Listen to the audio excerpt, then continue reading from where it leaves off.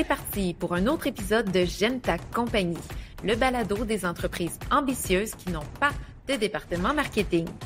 Depuis plusieurs années, notre équipe accompagne des entreprises dans le développement de plans marketing et dans la concrétisation de leurs ambitions. On va se dire les vraies affaires, la réalité n'est pas la même quand tu n'as pas un département marketing complet pour assurer le développement des affaires de l'entreprise. Notre promesse, c'est que chaque épisode regorge de trucs et d'outils pour que vous puissiez prendre de meilleures décisions d'affaires. Ici, on s'élève ensemble pour bâtir des entreprises qui nous ressemblent et qui créent de la valeur pour nos communautés. Pour attirer et fidéliser les bonnes clientèles et les plus grands talents, tout est marketing. Et comme nous connaissons la valeur de votre temps, place à l'épisode. Bienvenue dans ce nouvel épisode de J'aime ta compagnie, où je vais aborder avec ma collègue Rouge un enjeu assez préoccupant. Ça va être un épisode où on parle des vraies affaires avec bienveillance parce qu'on a vu passer dans les nouvelles que le taux de chômage a bondi chez les immigrants permanents avec le ralentissement économique qu'on vit. Et donc, ce sont ces personnes-là qui, en guillemets, y goûtent en premier dans les coupures et tout. Puis, je me suis dit, c'est une excellente opportunité pour aborder la question avec Rouge qui a immigré ici il y a 2 ans, parler des vraies affaires ensemble, puis comment on gère ça, nous, comme entrepreneurs, comme OBNL, qui doit gérer sans nécessairement avoir un département RH, puis prendre des meilleures décisions, puis avoir plus de considération pour toutes les personnes de notre équipe. Alors d'abord, avant tout, Rouge, t'arrives comment à cet épisode-ci? J'arrive pleine de bonne humeur, pleine de bonnes nouvelles aussi. Puis je te dirais que moi, en tout cas, les choses bougent de mon côté. Je suis vraiment contente. À la firme, justement, on nous donne cette opportunité de pouvoir sortir à l'extérieur, de s'actualiser, de pouvoir connecter avec d'autres personnes. Mais ce qui est vraiment magique pour bientôt, c'est que je m'en vais m'installer à Montréal. J'ai trouvé un appart, ça a été long. Mais je suis bien contente, je vais pouvoir m'installer, puis je sais que les réalités ne sont pas les mêmes au Saguenay, là où j'étais pendant 2 ans, puis aller à Montréal, ça va être tout autre chose, mais je suis toute excitée. Je suis vraiment très, très contente pour ça. Ben puis moi, par projection, je me revois quand j'étais plus jeune avec cette ambition d'aller à Montréal et je suis très heureuse pour toi aussi parce que je sais c'est quoi vouloir aller à Montréal et y aller, c'est bien excitant. Alors, je suis très, très contente pour toi. C'est comme ça que j'arrive aujourd'hui. Puis je vois une belle opportunité de la firme d'avoir son pied à terre à Montréal. Moi, j'ai longtemps souhaité, même avant de te connaître. Alors, be careful what you wish for.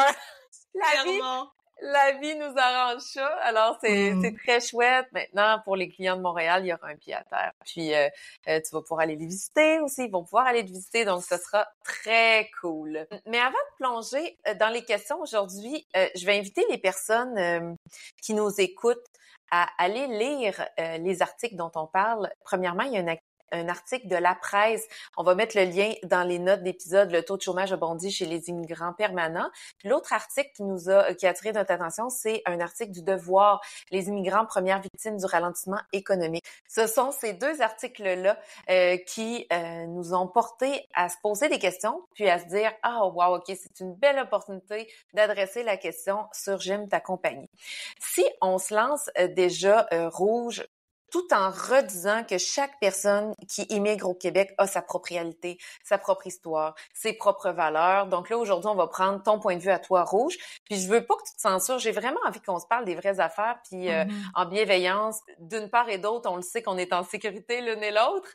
Donc, on va se permettre ça. Puis on invite les gens qui nous écoutent à embarquer avec nous là-dedans. Donc, toi, quand t'as reçu ça, ces articles-là, puis mon invitation au balado pour discuter de ça, c'était quoi ta perception de la situation? Je te dirais déjà que quand tu m'as invité justement à parler de ça, c'était la même semaine où la firme Léger avait sorti justement un rapport, une étude sur les nouveaux immigrants depuis les dernières années. Puis chose sur laquelle je dirais on est quand même chanceux ici au Québec parce que le taux de chômage est quand même inférieur comparé aux autres provinces du Canada.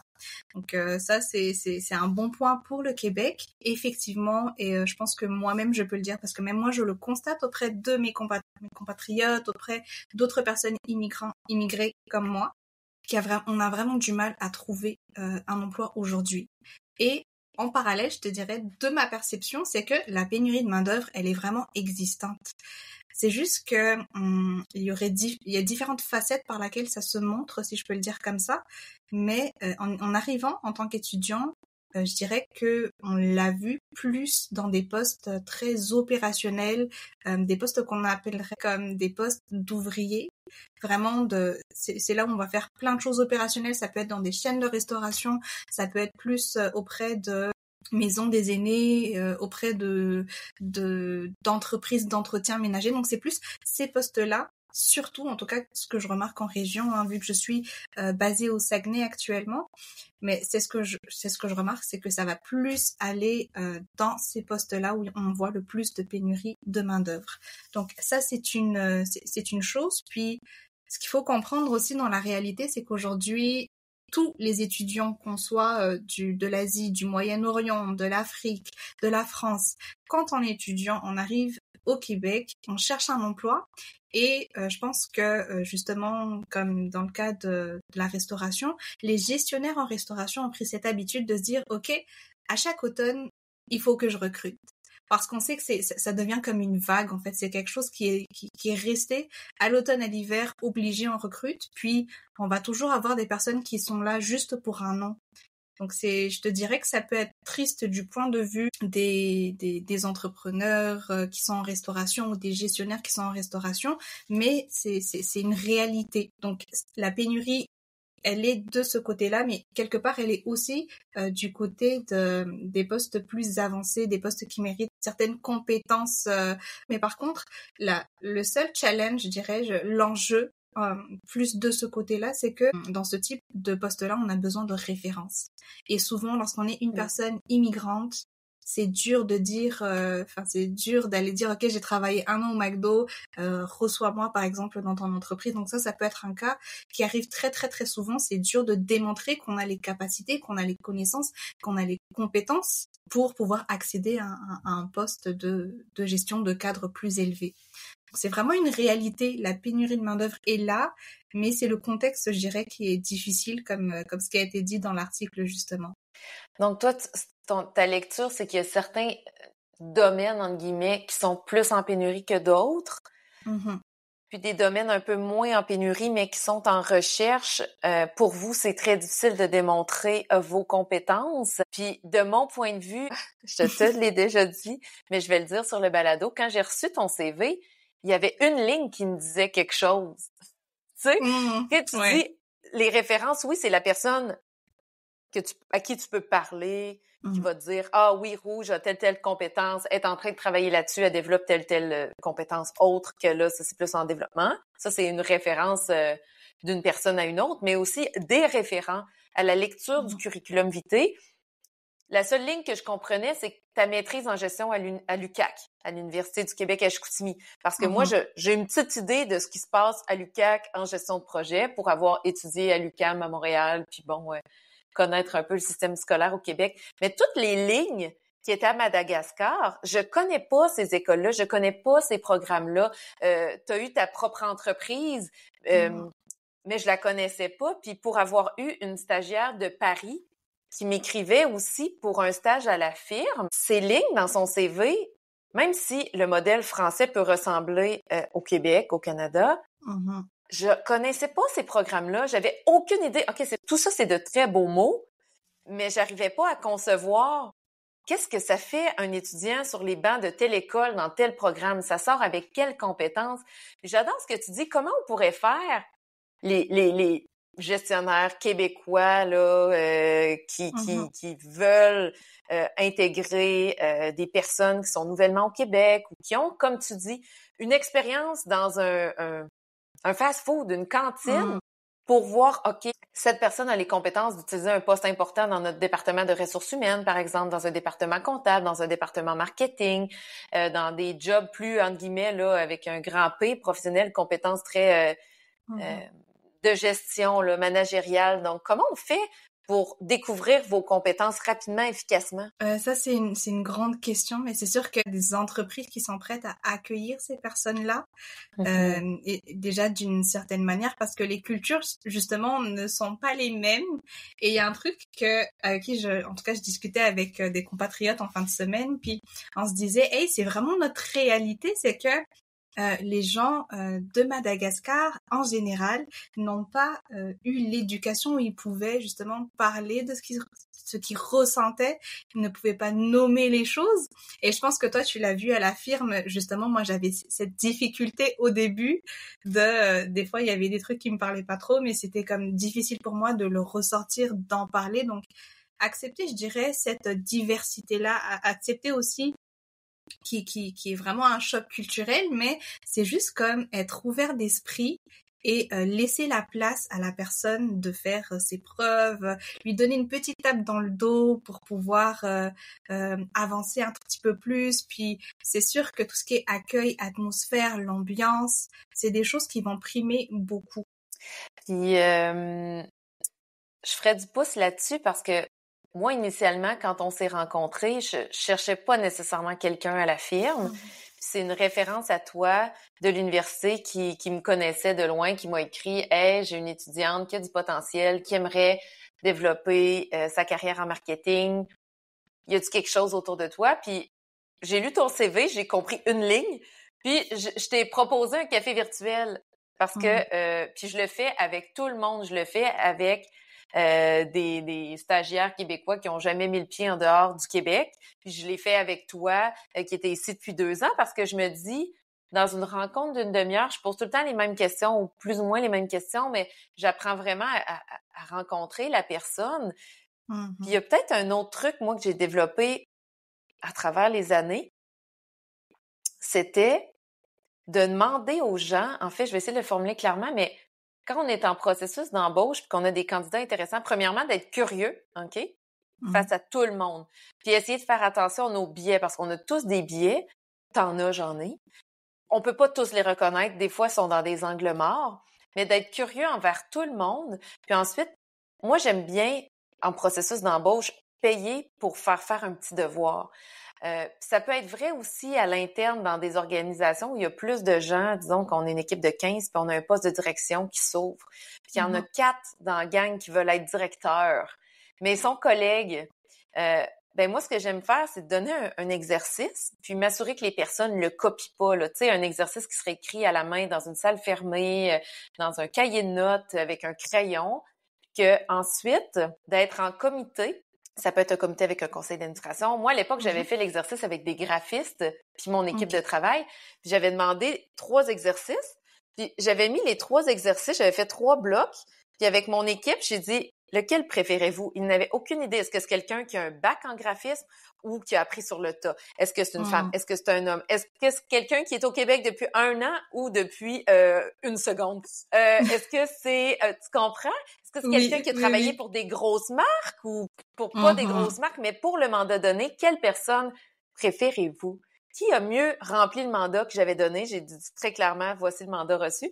Puis toute mon équipe avait choisi la même personne. Puis c'est la personne qu'on avait engagée. Puis c'est maintenant, cette personne-là n'en fait plus du graphisme, mais c'est la personne qui nous a référé, la personne avec qui on fait toujours du graphisme en ce moment. OK. Fait que, tu sais, des fois, pour enlever les billets, c'est un bel exercice. Puis ça, c'est vrai pour quelqu'un qu'on ne connaît pas. Disons, quand je te connaissais pas, j'aurais pu te demander ça. Finalement, nous, c'était allé ben trop vite, là. Je veux dire, je gagnerais pas la médaille. Toi, c'était bon pour toi, t'es rentré vite à la firme, mais moi, j'ai pas fait un super processus RH. J'ai été plutôt réactive pour différentes raisons. Mais disons, quand on connaît pas les gens, ça peut être une belle façon de choisir la meilleure personne en éliminant les billets. Puis par la suite, même en équipe, disons là que demain on est 10 à la firme, là, ben que il y ait pas de billet sur qui va avoir le prochain job de gestion ou le prochain gros job de X, Y, Z, parce que ça a été choisi et basé sur du travail fait réellement sans accès à de la technologie pour voir c'est quoi la vraie vision de la personne, c'est quoi qu'elle a dans le ventre, indépendamment de son nom ou d'où elle vient, ou peu importe son diplôme, de dire « Ah, c'est ça que toi, tu as proposé. » Puis si c'est pas toi, par exemple, rouge qui serait choisi, c'est pas parce que c'est rouge. Ça sera en fonction de ce que tu as écrit. Puis Puis je Puis, pense que ça peut être super le fun. Puis toi, quand tu as décidé de t'en venir ici, parce que moi, ça me fascine, là, tu sais, de dire je lâche tout puis je traverse le monde pour venir m'établir au Québec. mhm. Qu'est-ce qui t'a motivé à venir t'installer ici? Je vais juste en rajouter une petite couche par rapport à ce que tu as Oui, dit tout à l'heure rapidement, oui. hein. Mais vraiment, moi, c'est quelque chose qui m'a marqué lors de notre première discussion aussi, c'est la manière dont tu m'as posé les questions, la manière dont tu as été curieuse, parce que j'avais l'impression que c'était vraiment genre tu voulais savoir ce que moi je voulais, tu voulais connaître mes attentes. Et je pense que justement, généralement dans différentes procédures, je dirais, d'embauche, on n'a pas ce genre de questions-là. C'est plus comme quels sont tes points forts, quels sont tes défauts, une mise en situation, puis ça s'arrête là. Mais je pense que c'est ça qui fait que j'ai une affection spéciale pour la firme dès le début. Donc pour les entrepreneurs, les gestionnaires qui nous écoutent et qui aimeraient s'ouvrir justement à peut-être recruter d'autres personnes immigrantes, hein, ça peut être effectivement un bon moyen de comme améliorer cette procédure-là. Puis pour ressauter sur Ben, sur la question, oui. avant d'aller là, c'est parce que, entre guillemets, je vais être dure, mais j'avais pas nécessairement besoin de toi à ce moment-là. J'avais pas un poste à Mm. combler. Puis le problème avec les entreprises puis les organisations, c'est qu'ils attendent que ça saigne, puis il faut absolument trouver quelqu'un pour la chaise. Puis là, le biais que ça Mm. va amener, c'est que en processus d'entrevue, ils vont être pressés. Puis ils vont vite essayer Mm. de se convaincre parce qu'ils sont dans le jus, ils sont dépassés, ils manquent de temps, là. Ils vont vite essayer de trouver quelqu'un pour prendre la chaise puis la job au plus. Et c'est vrai. Tandis que si on est ouvert à rencontrer toujours plein de gens, on prend des cafés virtuels, puis là, on s'intéresse vraiment à la personne. Après, c'est beaucoup plus facile de dire, ah ben tu sais, Rouge, j'aurais pu me dire, lors de notre café virtuel, j'aurais pu me dire, hey, cette fille-là, là, jamais je vais la référer nulle part et elle n'a pas sa place chez nous. Ça m'est Mhm. déjà arrivé dans des cafés virtuels. Ça avait rien à voir avec d'où vient la personne ou son diplôme, peu importe. Moi, j'aime bien certains diplômes parce que ça démontre que tu es capable d'aller à l'école puis d'en Mhm. prendre des bouchées doubles puis d'être sérieux dans la vie, là. Mais au-delà de ça, c'est quelles sont les intentions de la personne? Où est-ce qu'elle veut s'en aller? Quelles compétences elle veut développer? Ça Ouais. aurait pu être ça, là. Puis ça m'aurait juste coûté 30 minutes. Puis ça aurait pu être aussi, écoute, je la vois pas chez nous. Parce que Mm. avec où elle veut s'en aller, si tu m'avais dit, moi, je veux faire des grandes campagnes de publicité, moi, je me serais dit, ah, c'est pas là où s'en va mon entreprise. Fait que Mhm. sa place, c'est pas chez nous, mais j'entends. Puis je peux te référer à des collègues. Moi, j'ai plein de Ça. collègues en agence à Montréal qui travaillent sur des grandes campagnes de pub. On a des réseaux, Katrina aussi. On aurait pu t'aider à trouver ta place là où vraiment tu vas aller. Puis finalement, il y avait vraiment un fit dans ce que tu disais puis ma vision. Mais moi, je t'avais pas dit ma vision. Tu Oui, savais pas où je voulais c'est aller. vrai. Mhm. Fait que ce que tu as nommé est en adéquation avec ma vision sans savoir. Tu disais pas ça pour me plaire ou pour fitter ou pour rentrer dans ma case. Il y en avait pas de case. Puis c'est ça Mm. que je trouve le fun avec les rencontres plus passives, plus dans la curiosité de l'autre, puis quand on n'est pas pressé d'embaucher, parce qu'après on entend les vraies affaires, on a moins de pression de faire rentrer quelqu'un dans une case qui ne lui correspond pas. Mhm. Puis après, ben si la personne, ça fonctionne pas, elle s'en va. Si ça fonctionne bien, mais ailleurs, on peut référer. Puis si ça fonctionne bien à l'interne, ben c'est juste wow, parce que comme C'est la ça. personne sait pas ce qu'on veut, ce qu'elle dit, si ça fit avec nous, c'est pas pour nous plaire, c'est vraiment parce que c'est une intention intrinsèque Mm. profonde de l'individu. Là, Tout il à va fait. avoir un vrai fit. Ça veut pas dire que tu vas passer 20 ans à la firme, mais jusqu'à présent, t'es bien, tu t'accomplis, Mais puis quand ça je se te peut. challenge, ah, mais ça se peut! Ben moi, c'est sûr que je le souhaite, Mhm. mais là où tu voulais grandir, c'est là où je voulais amener la firme. Fait que ça peut juste fonctionner. Tu sais, après, Ouais. on évolue, on se fait coacher, on apprend des tâches, des tactiques. Tu sais, c'est Mhm. facile d'apprendre Google Analytics, mais c'est moins facile d'avoir saine adéquation entre tes ambitions et celles de l'entreprise. C'est Ça, c'est vrai. subtil, puis ça, c'est difficile. Bref, on clôt le dossier sur ça, mais si ça peut inspirer des gens à le faire davantage, puis à s'ouvrir à des individus qui viennent pas nécessairement d'ici, pour lesquels on a moins de référents et de références. Des cafés virtuels, c'est 30 minutes, puis vous allez faire de magnifiques rencontres. Mhm. Puis c'est ça la curiosité. Tout à fait d'accord avec toi. Bon, maintenant, on a parlé de comment on s'était rencontrés initialement, puis trucs et astuces Mhm. pour tasser les billets, puis prendre le temps de rencontrer des gens qui nous ressemblent moins. On pourrait penser à des personnes neuroatypiques aussi, des personnes, par exemple, qui vivent avec un trouble de l'autisme. Moi, j'élève une petite fille avec une déficience intellectuelle. J'espère que quelqu'un un jour va s'intéresser à elle aussi, qui est pas nécessairement dans une norme là qui sort de tel cégep puis de telle université qu'on connaît parfaitement. Donc, comment on peut faire pour aller à la rencontre de l'autre sans biais, sans préjugés, ou du moins avec le moins possible, là, parce qu'on a tous des préjugés. Moi, je crois pas ça, un humain, pas de préjugés. Mais j'aimerais qu'on revienne, hein, quand tu étais à Madagascar puis tu as décidé de t'en venir au Québec. J'ai beaucoup d'admiration pour toi. Tu as tout laissé derrière, tu as fermé ta business, tu as décidé de venir ici. Qu'est-ce qui avait motivé ton choix d'immigrer au Québec? En vrai, en un mot, je dirais que j'aspirais à quelque chose de plus grand.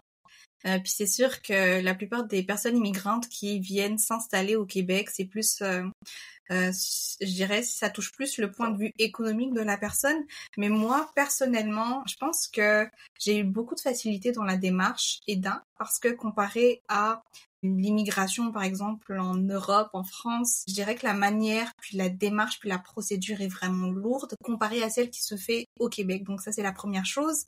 Mais quand je dis j'aspire à quelque chose de plus grand, c'est que oui, j'avais des entreprises, oui, ça bougeait comme je voulais, mais j'étais vraiment comme non, je peux faire plus que ça. Je me suis dit, on le sait, puis on le dit souvent, j'ai mis toute ma vie dans 2 valises de 23 kilos. Je me suis installée à 10 000 kilomètres, ce qui peut être très, très, très déstabilisant pour la plupart des personnes immigrantes.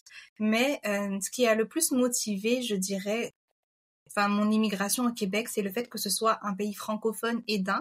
Donc oui, même si le choc culturel peut être là, il y a quand même une certaine accessibilité, une certaine facilité, si je peux le dire comme ça, dans l'intégration et l'adaptation. Puis le Québec est aussi très très réputé pour être convivial, l'accueil, chaleureux. Mais ça, c'est vrai que en étant ici, je vois que c'est pas la même chose en région, puis dans les grands centres, il y a pas mal de choses qui changent. Puis moi, ce qui m'a le plus interpellée, c'est que apparemment la plupart des immigrants sont motivés à s'installer au Québec, surtout pour l'avenir des enfants, pour la santé. Je te dirais que ça touche plus l'aspect économique au-delà d'autres choses. Mais moi, personnellement, c'est vraiment comme je voulais quelque chose de plus wow. Je voulais comme vivre la vie de l'Amérique, on va dire, mais tout en restant dans ce petit cocon francophone avec des gens conviviaux. Donc moi, c'était vraiment ça que je recherchais. Puis je pense que pas mal d'autres immigrants, on est plus dans cet axe-là, dans cet aspect-là. C'est vrai qu'au Québec, je trouve c'est vrai qu'on est chaleureux. C'est vrai qu'on est bon vivant. Moi, je dirais bon vivant. C'est ça, là. C'est le mot. Puis très... on est moins... en anglais, on dit polished. Tu sais, on est moins placé. On fait moins semblant. On est très... pour avoir... Puis même, j'ai eu des dossiers de travail avec d'autres pays. J'ai vu différentes façons de négocier, de discuter en meeting. Puis même dans le travail, on est plus je vais pas dire intègre, mais on dit plus rapidement les vraies affaires. Puis c'est ça, il y a beaucoup de transparence. Oui, puis mais c'est vraiment ça. Puis pour en rajouter par rapport à la firme, moi c'est ça c'est un des joyaux, je dirais, de la firme, c'est que vraiment c'est comme si on cherche à se connaître, on cherche à se comprendre. Comparé à dans certaines cultures, c'est moins ça, c'est vraiment comme t'arrives là, fais bien ta job, puis c'est tout. T'as un salaire à la fin du mois, puis rebelote. Et c'est sûr que c'est plus difficile à vivre. L'approche citron pressé, là, mais nous, ça sera jamais ça à la firme, puis je sais que ça peut pas être comme ça partout, mais ça, on peut inspirer les gens à faire un petit pas de plus parce que c'est nos vies humaines, là. Tu sais, oui, le travail, c'est important, puis on développe... tu développes ta vie à toi, moi, je développe la mienne, Katrina développe la sienne, mais on se soutient ensemble, on fait de notre travail un milieu de vie qui est le fun, puis qui nous permet d'avoir une vie à l'extérieur, puis qui nous permet de s'actualiser, puis de grandir, d'être stimulé. Ça devrait toujours être ça, là, plutôt qu'un citron pressé là, pour vendre plus de jus, puis d'attitude. Clairement. Et puis, quand tu es arrivée ici, toi, tu es venue pour ta maîtrise en gestion de projet. Comment ça s'est passé? Parce que là, fallait que tu travailles pour payer tes comptes. Comment ça s'est passé sur le marché du travail pour toi ici en arrivant? Je dirais qu'en arrivant, dans le temps où j'étais arrivée, ça remonte à 2022. J'ai commencé avec un job étudiant en même temps qu'en ayant mes cours parce que oui, à l'université, on a plus de flexibilité comparé au cégep parce que l'emploi du temps est moins chargé. Moi, ça a été quand même facile, je dirais, de trouver un emploi au tout début. Puis là, j'avais demandé justement dans le temps à mon employeur, mais pourquoi est-ce que vous m'avez choisi pour tel poste, sachant que c'était un job étudiant? Ils m'ont dit, oh, mais c'est parce que tu as fait de l'entrepreneuriat, puis on s'est dit, à un poste de gestion, tu pourrais faire ça. Pour moi, c'était quelque chose de quand même assez intimidant, je te dirais, parce que j'étais la seule non québécoise. Je veux dire, enfin, par non québécois, je veux dire, je suis pas une personne qui est née au Québec. C'est-à-dire que l'environnement de travail, c'était avec que des jeunes qui sont nés au Québec, ce qui n'était pas mon cas. Donc, c'était un peu intimidant quelque part. Mais c'est comme ça que j'ai trouvé... Tu devenais leur patronne du jour au lendemain, là. C'est ça, c'est ça. N'ayons pas travaillé dans le milieu de la restauration, parce que c'était pour une chaîne de restauration, justement. C'était compliqué d'être et gestionnaire et jeune, on va dire, parce que c'est quand même, tu travaillais avec des personnes plus âgées que toi, donc je dirais ça peut être déstabilisant beaucoup, mais j'ai vraiment adoré cette première expérience de travail. Puis comme tu l'as dit tout à l'heure, par la suite, je me suis fait référer. C'est ça qui a fait que j'ai atterri à la firme. Mais entre-temps, je vais quand même parler de tout ce qui est intégration qui est offert, parce qu'il y a quand même de belles structures qui mettent en place, comme le salon de l'emploi. Nous, on l'avait à l'UQAC, on l'a souvent. Il y a aussi le salon de l'immigration auquel je suis allée, je te dirais, une fois à Montréal, mais c'est difficile. Puis pour en revenir un tout petit peu à l'article de presse qu'on voulait partager dans le cadre de ce balado-là, moi, ayant vécu un salon d'immigration parce que j'ai fait le déplacement pour aller à Montréal juste pour cet événement-là, ben, faut dire que la concurrence est vraiment présente. Tu veux dire d'autres personnes qui cherchent un emploi quand tu parles de concurrence? Oui, d'autres personnes qui cherchent un emploi. OK. Vous étiez nombreux à chercher un emploi à la même place. C'est ça. OK, je comprends. C'est ça. Puis moi, j'y allais plus dans le sens où je voulais voir comment ça se passait, quelle entreprise, organisme recruter. Mais tu sens quand même... c'est bizarre de le dire comme ça, mais tu sens une compétition entre les personnes immigrantes. Mais ça c'est vraiment c'est un autre dossier. Attends, je te coupe. Est-ce qu'ils ont raison d'être en compétition? Est-ce que c'est pas parce que il y a moins d'opportunités pour vous? Puis là, je nomme un chat, là. Est-ce que c'est comme c'est plus difficile pour vous d'accéder aux beaux emplois? Vous êtes plus est-ce que ça se peut? Est-ce qu'il y a autre chose? C'est ça. Mais et de deux, c'est aussi qu'on n'a pas de référence, comme on parlait tout à l'heure. Donc c'est comme faut que tu fasses vraiment de ton mieux. Puis tu sais, j'en discutais avec des personnes lors de la semaine numérique, justement, des personnes immigrantes aussi qui ont finalement décidé de démarrer leur entreprise parce que c'était trop compliqué de trouver un emploi avec leurs qualifications, justement. Et la valorisation de ce qu'ils ont acquis dans leur pays ne sont pas... c'est pas quelque chose qui est reçu à bras ouverts ici, mais je le comprends aussi. Mais c'est juste que ça devient un peu comme la compétition. Donc, tu rentres un peu dans la peau de quelqu'un qui part à la guerre lorsque tu pars dans des salons comme ça, clairement. Mot pour mot, si on en fait une métaphore, ben, ça ressemble à ça. Puis juste pour finir sur ta question, moi, je voulais parler quand même des autres cas parce que ça, moi je parle plus par rapport à ce que j'ai vu, mais c'est sûr que comme tu le disais tout à l'heure, les cas peuvent être différents, mais j'ai quand même des amis qui ont fait le même programme que moi dans d'autres provinces du Canada, mais qui après plusieurs années restent toujours en stage de gauche à droite. Ils sont pas capables de trouver des personnes, des entreprises qui sont prêtes à les recueillir, à recueillir l'expertise qu'ils ont, parce que c'est quand même une richesse, il y a quand même une richesse derrière tout ça, mais qui est des fois mal exploitée. C'est l'enfer parce que c'est des gros problèmes complexes de billets, de limites. Chez certains, ils s'en rendent pas compte. Chez d'autres, ils ont littéralement peur. Peur de, je vais dire un gros mot, OK? Peur de l'étranger. C'est fascinant, mais c'est un concept qui est universel partout dans le monde, l'étranger. Donc, on est tous l'étranger de quelqu'un. Puis, il y a ce concept-là. Plutôt que de voir l'opportunité, je trouve qu'il y a différents types d'immigration. Si on immigre parce qu'on est en danger de mort dans son pays, qu'on a été dans des camps de réfugiés pendant des années, qu'on arrive au Québec, j'aurais pas attendu d'une personne qui a vécu ça de rentrer à la firme de 9 à 5 du lundi au vendredi au jour 1, OK? Toi, t'arrivais, t'étais étudiante au Québec et tout, à ta maîtrise, t'avais déjà compris, entre guillemets, la culture, comment ça fonctionnait, puis je pense que nos cultures se ressemblent beaucoup. Pour te côtoyer, là, je veux dire, on se ressemble dans notre... Mais c'est ça, on se comprend. On se comprend, on se ressemble grandement, je trouve. Fait que je sentais moins de différence peut-être culturelle ou d'organisation de travail avec toi. Là, je veux juste le nommer. Il y a quelque chose aussi dont je voulais parler, Marie-Michel. Puis c'est quelque chose qui peut faire peur aux entreprises. Et je pense que c'est aussi quelque chose que nous, on comprend, c'est que souvent les personnes immigrantes, tu sais pas par rapport à tout ce qui est paperasse, par rapport à tout ce qui est administratif. Parce que là, en suivant en tout cas, j'ai une alerte Google pour tout ce qui est immigration, mais je vois beaucoup de personnes quand même qui du jour au lendemain, sont obligées de quitter parce qu'ils n'ont pas reçu tel ou tel papier. Donc, pour les employeurs, ou pour les entreprises, les organismes, ça peut être quelque chose de contraignant parce que t'investis dans une personne, tu peux faire, en tout cas, tu peux faire du coaching, tu peux faire, enfin, tout ce qui est ne serait-ce que matériel, un bureau, etc. Mais au final, se retrouver avec une personne qui part du jour au lendemain, tout en ne pouvant pas faire quoi que ce soit pour aider la personne, c'est aussi un enjeu qu'il faut prendre en compte. Donc, nous, on le comprend qu'il y ait quand même cette peur de faire le pas pour les entreprises québécoises. Parce qu'il y a plus de risques, et de un, et de deux, plus de lourdeur administrative. Oui. Puis je ferais du pouce là-dessus. J'ai aussi vu certaines, ça, je parle aux personnes qui cherchent un job comme toi à l'époque, là. Il y a certaines personnes pour lesquelles les papiers, c'est pas parfaitement arrimé, puis qu'ils le disent pas d'emblée. Moi, j'ai beaucoup vécu ça autour de moi. Puis des personnes qui se sont rendues très loin dans le processus d'entrevue, puis finalement, ils essayaient de cacher à l'entreprise ou à l'organisation que les papiers étaient pas en règle.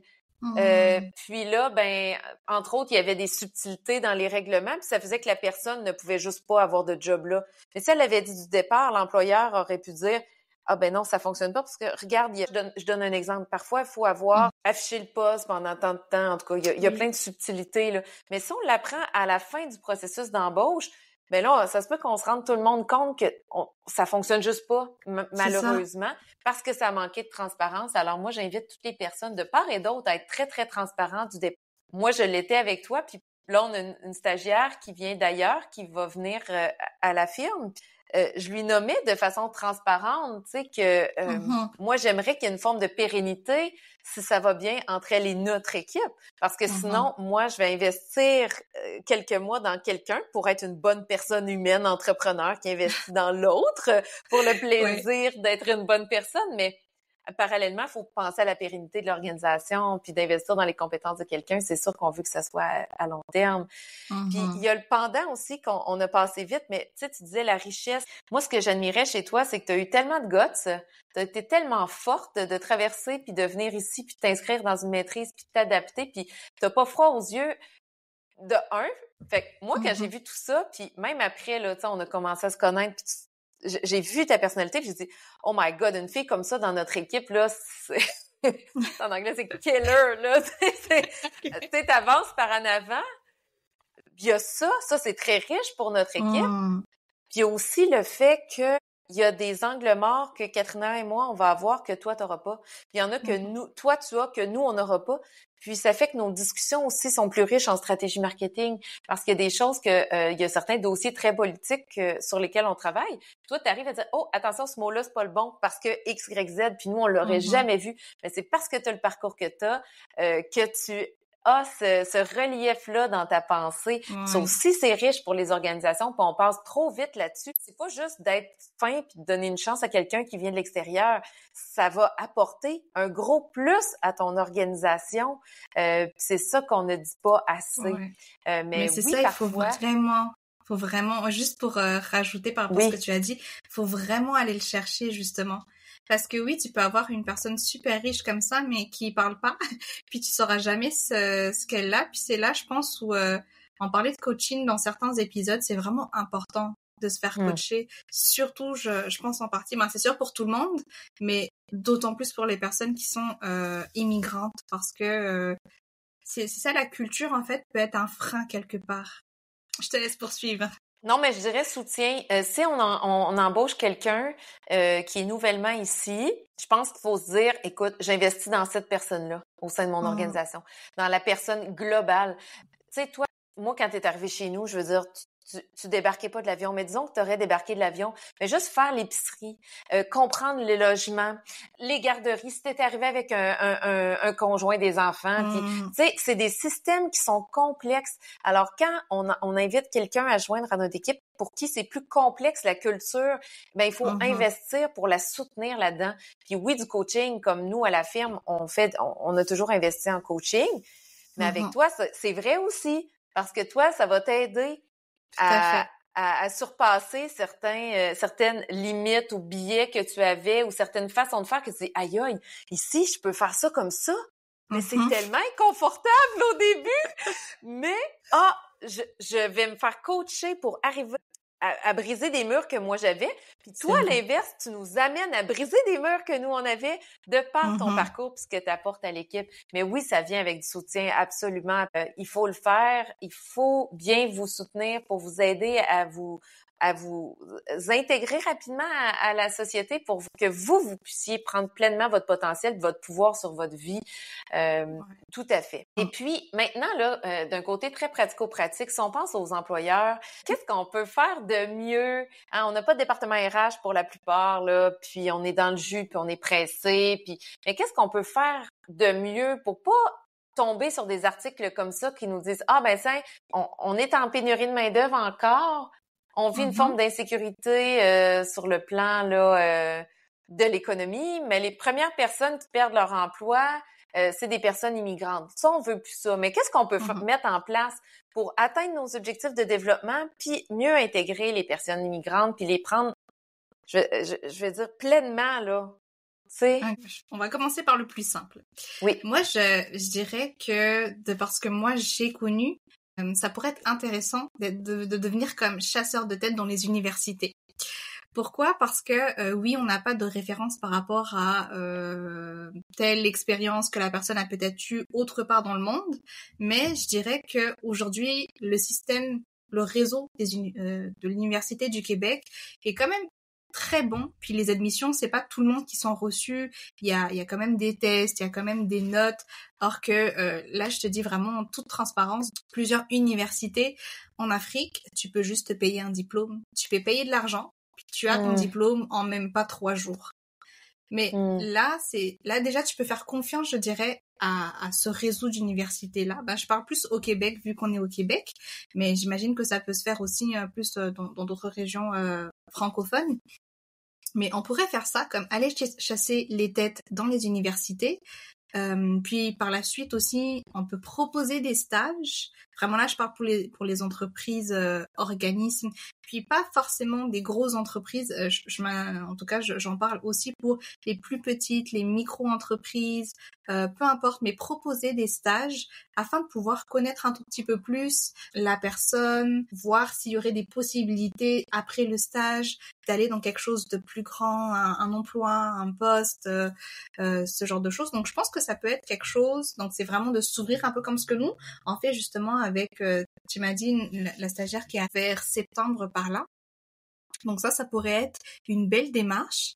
Puis après, tout ce qui est vraiment dans l'intégration, donc là, on va plus parler pratico-pratique. On parlait tout à l'heure de culture. Les cultures sont vraiment différentes. C'est-à-dire que même nous, entre personnes immigrantes, c'est vraiment pas la même chose. Genre moi, je discutais avec une personne qui venait du Maroc, qui venait de l'Algérie, qui venait de la Tunisie, de la Côte d'Ivoire. Mais en fait, on se rend compte que les cultures sont vraiment différentes. Alors, moi, par exemple, j'ai par habitude de pas dire tout ce que je pense, comme je le disais, mais pour les personnes venant plus du Moyen-Orient, je te dirais, ils ont plus de facilité à parler, c'est vraiment, c'est presque, on dirait, tout le monde, ce sont des extravertis, clairement. Donc, avoir une intégration déjà en prenant en compte cette partie plus culturelle. Mais moi aussi, il y a un truc qui m'a vraiment marqué quand j'ai commencé à la firme, c'est que j'avais fait mon premier jour au moulin. Et là, j'avais reçu un paquet avec, c'était vraiment tout mignon, avec un agenda, des petits stylos, un petit paquet de chocolat. J'étais comme, waouh, on a pensé à moi.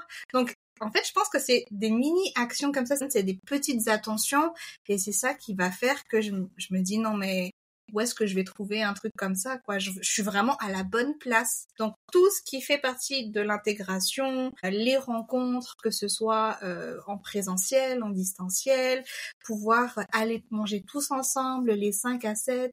Je pense que tout ça, c'est vraiment des choses pratico-pratiques qui doivent faire partie intégrante de l'entreprise aujourd'hui.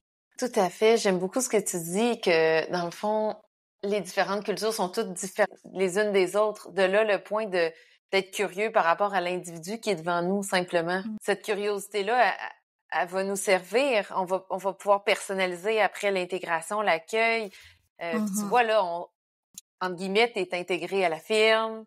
Ça va bientôt faire 1 an que t'es avec nous. Mais je veux juste nommer quelque chose de cute parce que, tu sais, tu parlais puis je me souvenais quand t'es arrivé, on t'avait fait livrer un paquet parce qu'en plus, on t'a fait livrer un paquet à l'espace de coworking au Saguenay. Pour moi, comme gestionnaire, entre guillemets, là, je mets le mot avec un G, c'était nouveau pour moi d'intégrer quelqu'un à distance.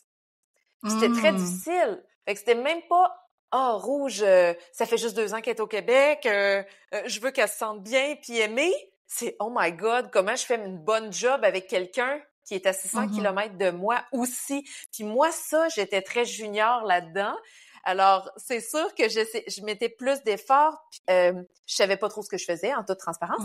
Là, ce que je trouve beau, c'est qu'il y a plein de choses mises en place à la firme pour que chaque personne ait un plan de carrière individualisé, puis un plan de carrière qui évolue, parce que nos vies évoluent toutes les 3, nos vies personnelles, nos ambitions personnelles, professionnelles. Mais je dirais que ce qui est cute, c'est qu'on t'a aidé le plus possible à t'intégrer à la firme, au milieu des affaires au Saguenay, en te disant « Hey, garde, on va investir, va à tel espace de coworking une fois semaine. » Tu sais, puis là, tu t'en vas à Montréal, puis je vais faire tout en mon possible encore pour t'aider, t'accompagner à bien t'intégrer à Montréal. Mais t'es déjà dans mon équipe. Non, mais ce que je veux dire, c'est que, tu sais... Ouais, mais c'est ça, c'est vraiment cette manière de faire, je dirais que ça prend ça. Parce que les réalités sont tellement différentes d'un pays à un autre, et je pense que c'est ça qui fait justement que les personnes immigrantes s'attachent au Québec, c'est parce qu'il y a cette, comme tu disais, vous êtes chaleureux, mais en plus, il y a vraiment cet intérêt, et puis cette intention envers la personne. Ah, moi, je veux que tu prennes ton pied, que tu restes si longtemps, que... Puis en même temps, je vois à quel point, comme entrepreneur, avec mes chiffres et tout, c'est bon pour l'entreprise aussi. On dirait qu'on pense on va être genre, tu sais, comme, Marie-Michel, elle investit dans Rouge, mais c'est parce qu'elle est une bonne personne, puis ça fait qu'elle va avoir moins d'argent. Tu sais, c'est comme un choix, là, que je fais. Mais ça n'a aucun rapport, parce qu'au contraire, j'investis en toi et dans mon entreprise. Ça revient fois 1000. Puis tu sais, c'est ça que je disais au début, je veux dire, j'ai tout le temps voulu un pied à terre de la firme à Montréal. Je pensais pas que ça allait se passer comme ça, mais ça va être ça. Puis c'est trop chouette. Puis je pense que c'est important pour moi de dire, OK, ben là, t'es bien intégré dans l'entreprise, mais tu changes de ville, une ville où t'as absolument aucun contact pour l'instant, mais ça sera pas longtemps ça. Parce que avec la firme, on a un réseau de contacts à Montréal, puis on va t'aider, puis t'accompagner là-dedans. Puis je pense que c'est ce qui fait que tu vas aussi rester très, comme tu disais, j'ai la firme dans mon cœur, tu sais, j'ai un attachement sincère, profond. Puis moi, je peux nommer que le jour où Katrina ou toi vous perdez votre job parce que on n'a plus d'argent, parce qu'il y a une récession ou peu importe, ben moi, je vais avoir déjà perdu la mienne avant. Tu sais, je comprends ce que tu veux dire. Tu sais, c'est pas parce que, entre guillemets, t'es immigrante que c'est toi la première qui va perdre ta job. Ça, c'est la culture de l'entreprise. Puis je pense que tu le sens ça, tu le sais, puis Katrina aussi ressent ça. Puis je pense que c'est ce qui fait qu'on est fort. Puis c'est ce qui fait que quand on voit des chiffres comme ça dans la presse puis dans le Devoir, on se dit « Oh, wow, OK. Oh, c'est ça qui se passe. » tu sais. Est-ce que c'est parce qu'on est naïf ou est-ce que c'est parce qu'on veut faire mieux, on aspire aux meilleures pratiques, mais certainement que l'épisode aujourd'hui vise à embarquer plus de gens avec nous. Puis, wow, ben tu sais, tu dis ça, je reviens sur ça parce que justement j'ai un ami à qui j'ai parlé en fin de semaine qui me disait exactement la même chose, que il y a eu une coupure quelque part, puis il a été obligé de perdre son emploi. Puis ça fait un choc quand t'es une personne immigrante et que t'as juste l'impression de comme pas être compétent, ou ça a été quoi le problème. Mais au final, je pense qu'il est resté 6 mois sans rien, à déprimer. En tout cas, la santé mentale, elle prend un coup dans les cas comme ça. Ben ça prend un coup pour quelqu'un qui est né ici puis qui est jamais sorti du Québec, là, Premièrement, perdre son emploi, c'est troublant, mais perdre son emploi, quand t'as pas tellement de contacts, quand t'as pas tellement de références, quand tu le sais qu'il y a des biais dans les processus d'embauche, ben c'est paniquant, là. J'imagine, j'extrapole, je n'ai pas ce vécu-là, mais c'est certain que c'est pas simple. On est passé rapidement, là, puis moi je disais que je voyais toute la valeur que tu apportais dans l'entreprise, dans l'équipe, avec tes points de vue, la richesse de ta perspective. Puis toi, de ton point de vue, avec tes amis, tes collègues que tu vois aller là de banc d'école et tout, là, qui sont maintenant sur le marché de l'emploi, qu'est-ce que concrètement, selon toi, vous avez d'extraordinaire et de sous-estimé surtout? Parce que là, tu as le micro, tu peux le dire, là. Qu'est-ce que vous avez d'extraordinaire à offrir qui est sous-estimé? Tellement de choses. Je pourrais en faire toute une liste, mais écoute, je vais parler d'abord de l'initiative et de la motivation parce que comme tu disais, c'est pas tout le monde qui est prêt à dire adieu à sa famille, ce qu'il a bâti, puis à venir s'installer quelque part dans le monde, notamment au Québec. Donc, il y a cette portion-là. Puis, je dirais aussi que ça prouve qu'il y a de l'ambition derrière. Ça prouve que la personne a vraiment envie d'évoluer, que la personne a décidé de se prendre en main, de faire un pas de l'avant. Voilà, c'est quelque chose qui peut être qui peut faire peur. C'est un peu comme sauter dans la piscine alors que tu sais pas nager, mais tu te dis ok, je saute puis après j'apprends à nager. Puis là, j'avais parlé tout à l'heure par rapport au rapport de la firme Léger. Là, il disait justement qu'il y a vraiment ce gros enjeu de faire valoir les qualifications des personnes immigrantes aujourd'hui. Et on va avoir beaucoup de personnes immigrantes qui vont justement décider d'entreprendre parce que ils n'ont pas cette opportunité-là de trouver un emploi qui les convienne à leur qualification. Donc rien que ça, tu te dis oh, c'est encore une autre ambition, c'est encore un autre. C'est vraiment comme c'est une échelle au-dessus, je dirais. Donc ça, c'est quelque chose qui est des fois est pris à la légère, malheureusement. Mais dans le contexte où on est, c'est quelque chose aussi que je peux comprendre quelque part. Puis chose que je souhaite vraiment mentionner, c'est que la grande majorité est surqualifiée parce qu'ils ont une expérience, ils ont un autre diplôme. Moi, j'ai fait une maîtrise en gestion de projet, mais je peux te dire que les 1/3 de ma classe, c'était des messieurs de 40 ans, 45 ans, et des messieurs qui ont vraiment une certaine expérience dans leur pays respectif. Donc ça aussi des fois c'est un peu dommage, mais bon, c'est une réalité. Mais c'est sûr que c'est quelque chose qu'il faut prendre en compte. Et je dirais même que si c'est pas le cas, on va se retrouver souvent avec des collègues qui sont là juste pour un salaire à la fin de la semaine, ou encore qui sont juste là parce qu'ils sont pas capables de trouver autre chose. Donc vraiment prendre en compte le fait que ce sont des personnes surqualifiées, c'est vraiment quelque chose d'important, je dirais. Puis c'est ça qui fait qu'ils ont une saveur spéciale aussi. Puis maintenant que toi, tu connais bien la réalité des entreprises qui n'ont pas de département RH, puis tu as parlé beaucoup d'intégration, mais concrètement, qu'est-ce qu'on fait? Qu'est-ce qu'on met en place pour avoir un meilleur processus d'intégration pour que la personne soit plus rapidement heureuse dans sa vie professionnelle, personnelle, puis qu'elle participe le plus rapidement possible à l'atteinte des objectifs de l'entreprise ou de l'organisation? J'ai mis 6 points précisément, parce que quand on s'était parlé justement de préparer cet épisode de balado, je me suis dit ok, je vais mettre des trucs précis parce que ça prend vraiment ça. Et encore une fois, c'est vraiment des petites intentions mais qui touchent la personne. Donc l'accueil, ça va être super important. On va avoir un épisode de balado qui parle de première expérience. C'est exactement la même chose. C'est la première fois que tu connectes avec cette personne-là. Comment va se faire cette connexion-là? Donc très important de penser à cet accueil. Deuxième chose, l'écoute active. Donc tout à l'heure on parlait de être curieux envers la personne. Donc oui, laisser à la personne justement l'espace pour s'exprimer sans jugement, c'est vraiment comme être en mode réception de ok, je reçois ce que tu dis, puis j'essaie de comprendre ton contexte. Avant la troisième chose, là, je ferais du pouce sur ton écoute active. Pour avoir de l'écoute active, il faut poser des bonnes questions de façon active, des questions ouvertes. Tu sais, nous, ne serait-ce que dans nos rencontres 1 à 1 à chaque 2 semaines, tu as des questions ouvertes. Après, toi, tu décides de parler de ce qui t'importe, de ce qui te préoccupe, de ce dont tu es fier. Puis moi, j'apprends à te connaître, j'apprends à te découvrir, j'apprends à savoir ce qui manque dans ta job pour que tu sois heureuse. Puis là, je peux passer en mode écoute active parce que je suis allée le chercher. Mais je suis pas certaine que si je faisais pas les 1 à 1, tu m'appellerais pour me dire ce que tu me dis en one-on-one. Tu sais, Je veux juste le nommer parce que si on reste juste en écoute active, sans aller poser de questions, quelqu'un qui veut pas prendre trop de place entre guillemets, qui veut s'intégrer mais pas faire de vagues, va peut-être pas tout nous dire. Alors si je peux donner un petit cue là aux entrepreneurs, aux gestionnaires, dire allez poser des bonnes questions, allez chercher là l'information. Tout à fait, tout à fait. Puis justement, le point d'après, je pense que c'est pas mal relié à ce que tu viens de dire. C'est comme les pousser à s'impliquer. Puis je vais donner un exemple concret.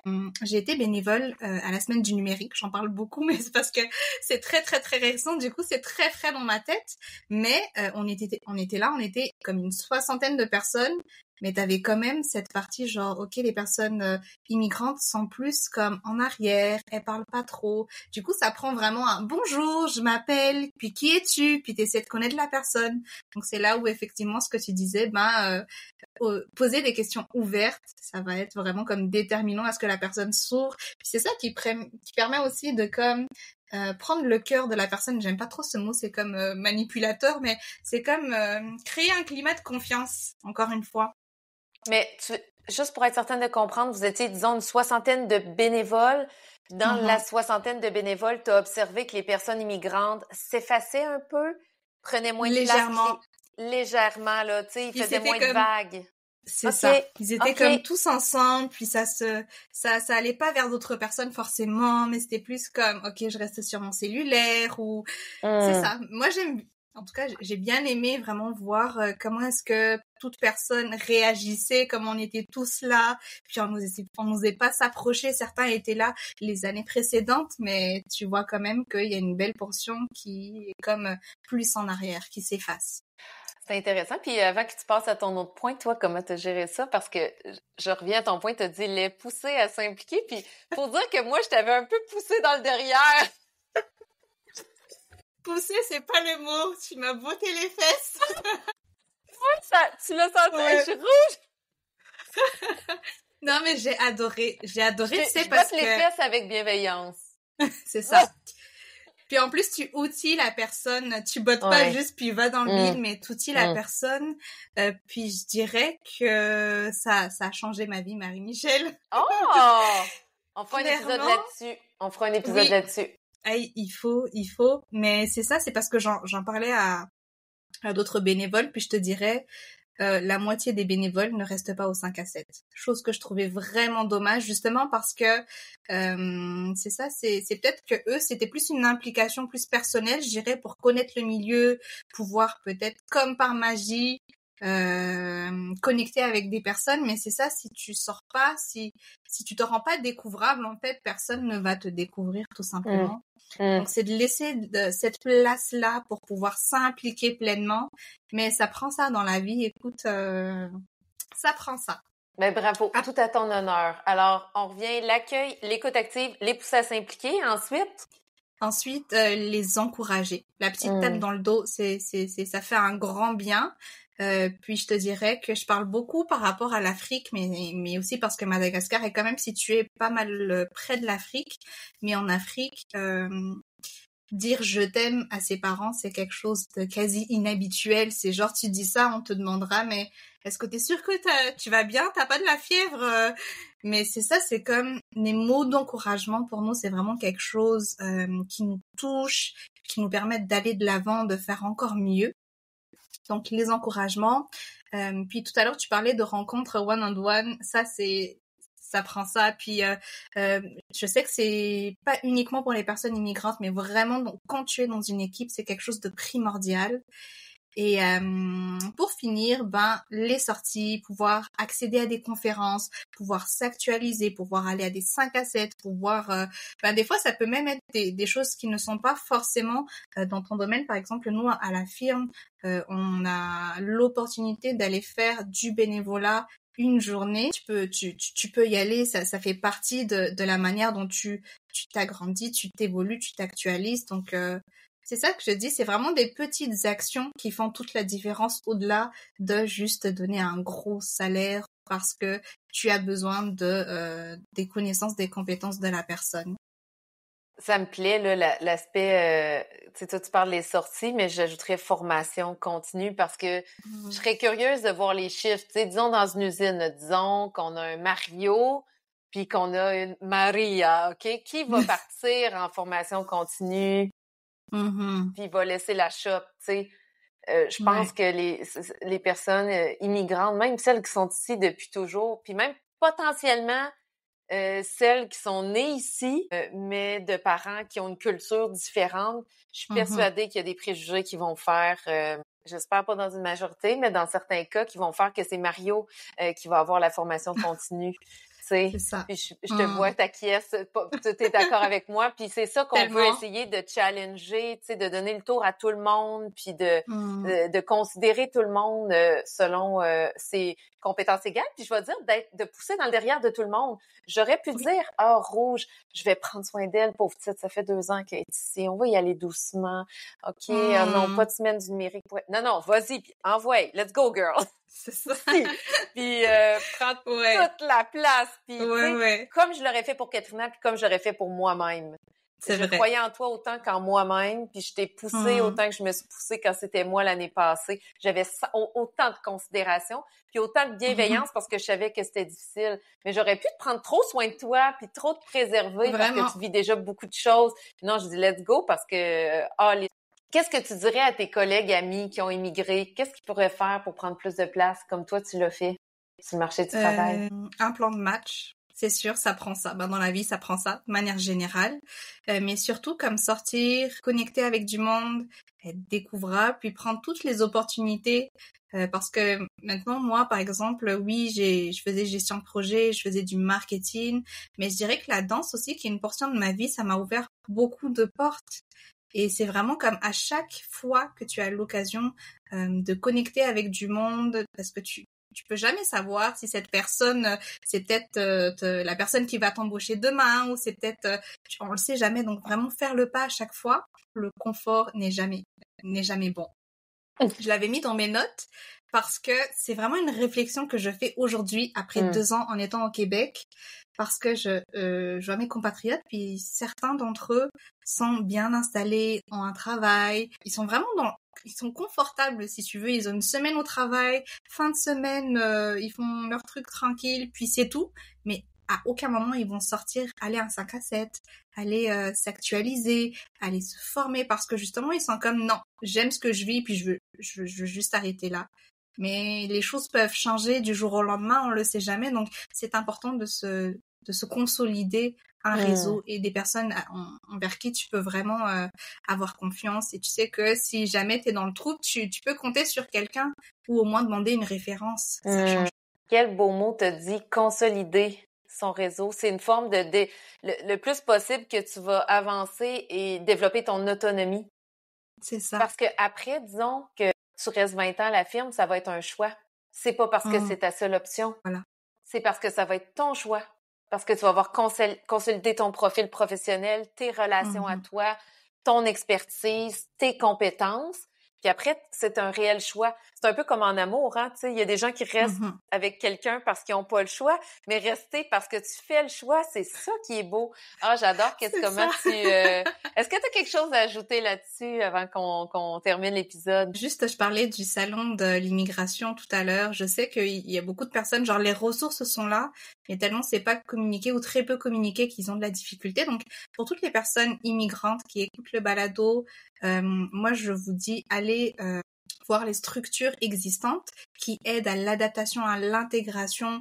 Là, je vais juste en nommer quelques-uns, mais qui sont frais dans ma tête sur le coup. Ça va être Québec International parce qu'ils ont un événement. Et encore une fois, dans le balado, on ne fait pas de placement de produits. Ça, c'est important de le dire. C'est juste pour aider les gens. C'est ça. Donc, connectez, allez voir Québec International, voir les différents salons d'emploi, mais vraiment sortez de votre zone de confort, sortez à l'extérieur, restez pas chez vous, puis faites votre plan de match, puis ça va bien aller. Puis je dirais la même chose aux entrepreneurs, aux gestionnaires, d'aller voir les sociétés de développement économique, les agents, les conseillers, parce qu'il peut parfois même y avoir des belles subventions, du soutien à l'intégration, il y a des ressources. Puis souvent, moi, je tombe dans toutes les cracks parce que je suis au courant en retard. Donc, allez-y avant. allez-y avant, vous Mhm. familiariser avec les programmes de soutien parce qu'il y a peut-être quelque chose qui pourrait vous aider à développer votre entreprise et intégrer quelqu'un pour qui même des fois ça peut être le premier emploi dans ses réelles compétences au Québec là. Mhm. Puis je vais te faire je sais pas si tu en avais déjà parlé Rouge, mais c'est drôle, tu disais plutôt que les immigrants lancent des entreprises parce qu'ils n'arrivent pas à trouver de travail. Mhm. Tu sais que moi c'est un peu mon cas. Puis je suis pas immigrante au Québec, je Oui, suis c'est née à vrai. Rimouski. Mais oui, parce que moi, quand je suis devenue une maman, franchement, j'avais beaucoup d'ambition professionnelle, mais les postes qui allaient rejoindre mon ambition professionnelle, c'était des postes qui me demandaient de travailler du 10-12 heures par jour. Puis je Aïe. pouvais pas élever les Mhm. enfants. Ça, c'était avant de savoir que j'avais une petite fille avec un syndrome. C'était avant de savoir qu'elle avait une légère déficience intellectuelle et que j'allais avoir des rendez-vous à qui mieux et un grand besoin de flexibilité au travail.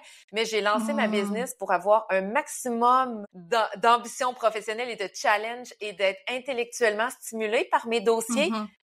tout en étant capable d'ajuster ma charge de travail, de faire un 20 heures semaine, un 30 heures semaine, un 40 heures semaine, mais d'arriver, puis c'est peut-être ça qui teinte ma façon de gérer, puis que je veux individualiser vos plans de carrière à chacune, à Katrina et à toi, Mhm. et aux autres personnes qui se vont joindre, parce que je me dis, moi, j'ai pas eu ma place ailleurs parce qu'il y avait pas Tu nous ça. comprends. Ouais. Si tu voulais les défis intellectuels, fallait que tu coupes Mhm. la Ben, famille, puis moi, je voulais pas faire élever mes enfants par une nounou. C'est drôle, hein?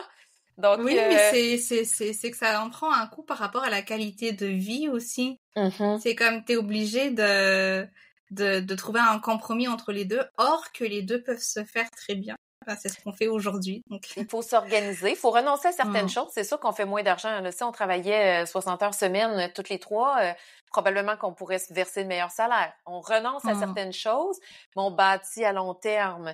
c'est Euh, ça. puis, si je peux conclure là-dessus comme entrepreneur, c'est on revient au parcours individualisé, tu sais, Mm, immigrant ou pas, neurotypique ou neuroatypique, mhm, parent. C'est ça qu'on dit. Tout ce que tu as dit aujourd'hui, Rouge, était tellement riche et ça s'applique à plein de gens qui fit ouais.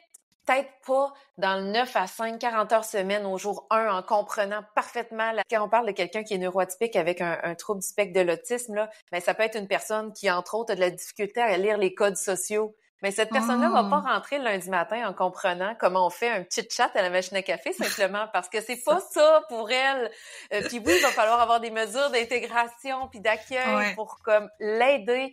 Donc tout ce que tu as nommé s'applique à un large spectre de personnes qui ont beaucoup Mhm, apporté à nos organisations, mais qui demandent à s'ajuster, qui demandent à s'ouvrir puis qui demandent à être curieux. Alors merci d'avoir partagé tout ça avec autant de d'intégrité, ça me puis fait plaisir. avec ton sourire.